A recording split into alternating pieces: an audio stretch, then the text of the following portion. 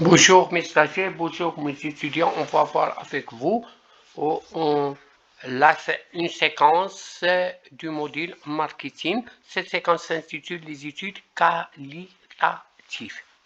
Les études qualitatives s'appuient sur des échantillons réduits d'individus, acheteurs, utilisateurs, influenceurs ou d'objets, publicité, packaging.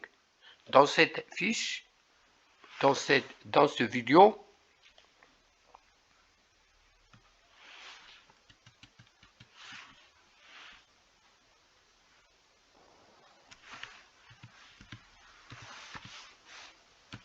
nous détaillons principalement les études qualitatives visant à comprendre les consommateurs. Premièrement, on va aborder les caractéristiques des études qualitatives. Les études qualitatives ont pour objet l'analyse en profondeur d'un phénomène, par exemple sur une décision, motivation, frein, attitude, etc. Ils ne visent pas la représentativité statique et peuvent donc s'appuyer sur des petits échantillons d'individus avec lesquels un chargé d'études qualifié, par exemple un psychologue, s'entretient de façon approfondie pendant une durée allant de 30 minutes à plusieurs heures. Les études qualitatives s'opposent ainsi aux études quantitatives où l'on interroge un grand échantillon d'individus avec lesquels un enquêteur, souvent non qualifié, passe un très peu de temps. Faites attention, c'est là ça la différence. Les études qualitatives sont fréquentes dans les contextes suivants. Un contexte exploratoire, l'entreprise ou le chargé d'études connaît mal son marché et les raisons qui poussent les consommateurs à adopter tel ou tel comportement. Une étude qualitative, dite exploratoire, est alors réalisée pour identifier les phénomènes qui n'auraient pas l'être avec une autre méthode et pour élaborer les hypothèses qui feront l'objet d'une validation quantitative par la suite. Deuxième contexte, comme méthode principale de l'étude, l'entreprise ou le chargé d'étude pense qu'il en apprendra davantage avec une étude qualitative qu'avec une étude quantitative, car cela lui permettra d'accéder à des informations difficilement verbalisables au premier abord.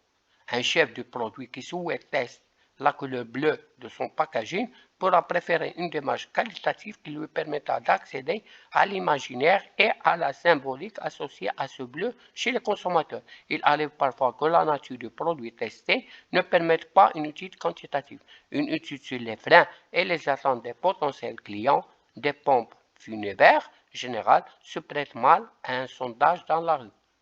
Ce sont deux exemples. Maintenant, on va voir les avantages et les inconvénients d'études qualitatives. Ils permettent d'obtenir des informations plus riches et plus personnelles. Ils permettent d'identifier des phénomènes auxquels personne n'avait pas pensé. Ils permettent d'en savoir plus sur les processus de pensée inconscient, notamment grâce au recours aux tests projectifs. Il est donc possible de comprendre le pourquoi des comportements. Les principaux inconvénients des méthodes qualitatives sont les suivants.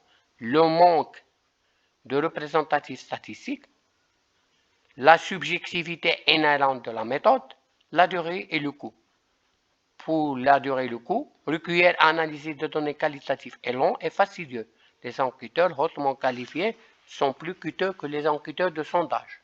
Subjectivité inhérente à la méthode, que ce soit au moment de la collecte des données ou au moment de leur interprétation, la subjectivité du chargé d'étude affecte les résultats.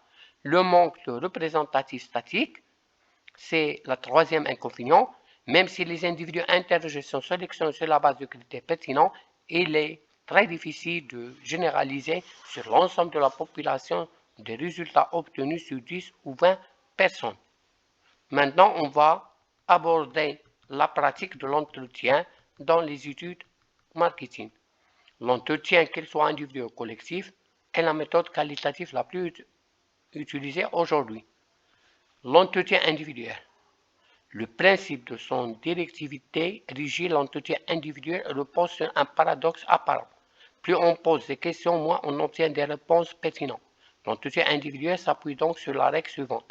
Il est nécessaire de laisser l'interviewé s'exprimer librement aussi longtemps qu'il le désire, en donnant de la valeur à tout ce qu'il dit et en intervenant le moins possible, sauf pour relancer le discours si le besoin s'en fait sentir.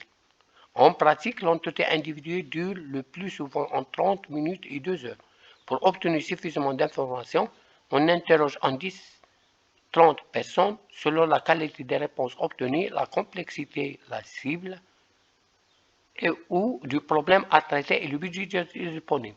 Il existe plusieurs types d'entretiens pour lesquels le degré de directivité varie. Les entretiens non directifs. Il faut assimiler ça. Il y a entretiens non directifs centrés sur un seul sujet en le répondant s'exprimer où le répondant s'exprime librement à partir d'une seule consigne de départ. L'interview joue alors le rôle de mémoire qui renvoie le contenu manifeste et ce qu'il a été dit pour que l'intervieweur s'exprime de plus en plus profondément. Le principal inconvénient de cette méthode est que tous les consommateurs ne sont pas capables d'élaborer le pensée au point d'en parler librement de façon approfondie et sans cadrage. Dans les entretiens directifs, l'intervieweur se base sur un guide d'entretien dans lequel figurent les questions précises et organisées et les plus générales aux plus spécifiques. Le répondant est donc cadré et moins libre dans les réponses. Plus le guide d'entretien est directif et moins l'intérêt d'une étude qualitative se justifie.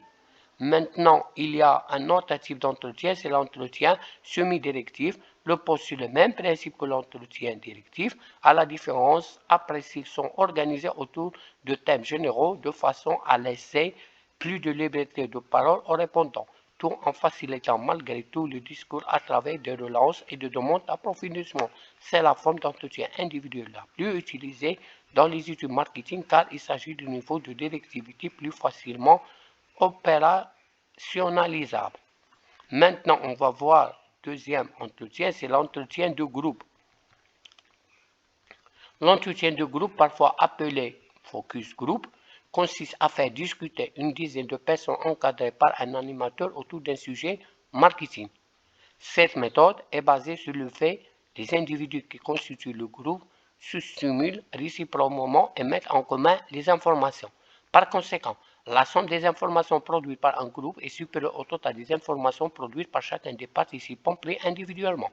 De plus, le groupe évolue au cours de temps et des changements de comportement individuel porteurs au sens apparaissent. L'intérêt principal des entretiens de groupe réside donc dans le support moral qui peut s'établir entre les différents participants et dans le jeu des influences sociales qui s'établissent à l'intérieur du groupe. Sa limite est qu'il se prête moins à l'étude du sujet trop intime ou privé. Les entretiens de groupe durent 2 à 4 heures, sont enregistrés audio ou vidéo et se déroulent dans une salle prévue à cet effet. Au-delà de générer rapidement les réponses nombreuses et variées et sont appréciées des praticiens marketing en raison de leur goût à celui d'une série d'entretiens individuels. Dans l'entretien de groupe, l'animateur joue un rôle de présentation, d'aide à la production du discours et de modulation. Il s'assure du respect des objets de recommandation de l'étude et utilise un support, le guide d'animation qui regroupe l'ensemble des thèmes à aborder et les tâches à effectuer. Maintenant, il y a l'analyse,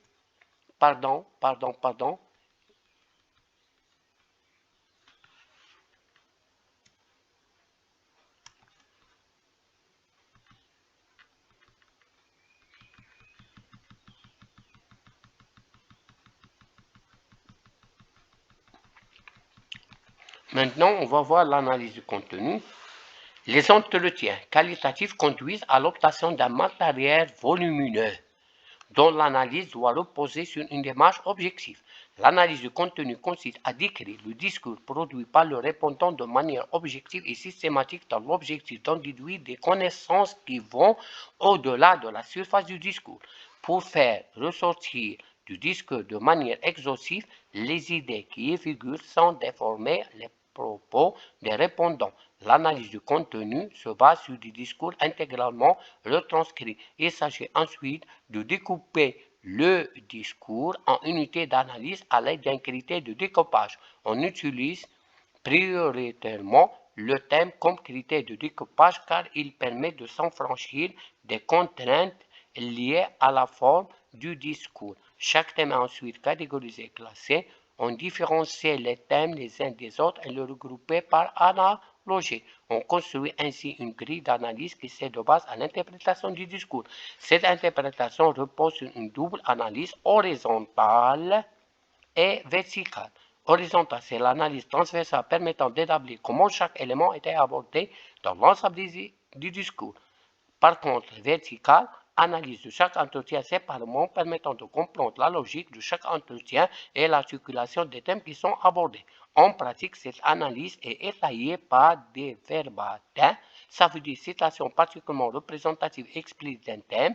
L'analyse du contenu comprend également des éléments de comptage, fréquence, concurrence des thèmes, etc. Merci de votre attention. N'hésitez pas de poser des questions. N'hésitez pas de me proposer d'aborder d'autres thèmes et abonner pour me encourager et recevoir d'autres vidéos.